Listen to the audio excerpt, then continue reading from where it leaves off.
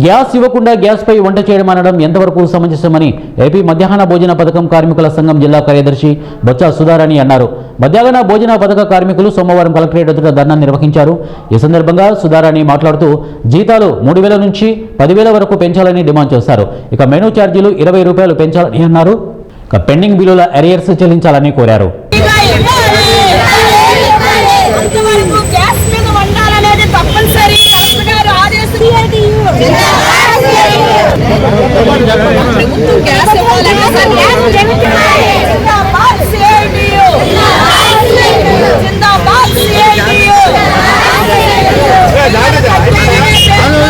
పథకానికి వంట పిల్లలకి వండినప్పుడు గ్యాస్ మీద వంట చేయాలనేది ఈ మధ్య కాలంలో విజయనగరం జిల్లా కలెక్టర్ గారు పర్యటిస్తూ చెప్పారు.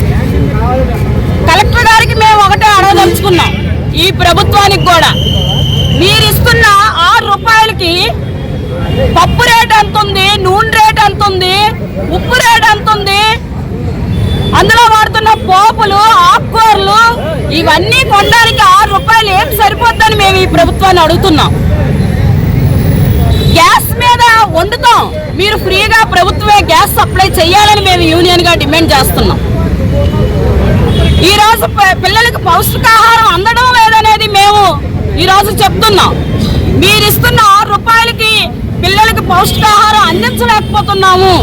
మీరిస్తున్న 3,000 రూపాయల జీతంతో ఈ రోజు పనిచేయమని ఈ ప్రభుత్వం చెప్తుంది. 3,000 రూపాయలకి ఏం వస్తుందని మేము అడగదలుచుకున్నాం. ఇప్పటికైనా ప్రభుత్వం పిల్లలకి మెనూ ఛార్జీ 20 రూపాయలు ఇవ్వాలి, గ్యాస్ ప్రభుత్వం ఇవ్వాలి, 10,000 రూపాయలు వేతనం